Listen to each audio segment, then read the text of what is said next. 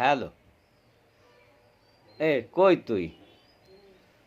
ওই একটা সুসংবাদ আছে, হ্যাঁ শুনছ?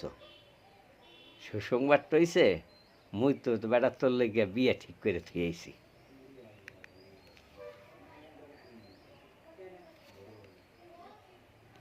হয়, বিয়া ঠিক করে থুয়েছি। হয় হয় হয়।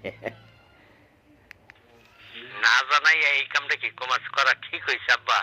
কে? তুমি দিনটা বইরা মায়ের মাইর খাও, কারণ তুমি আমার মায়ের ব্যবস্থাও করে থুয়ে এলা। আমি এই সংসারে থাকবো না। না বাবা না, এই কথা কইস না।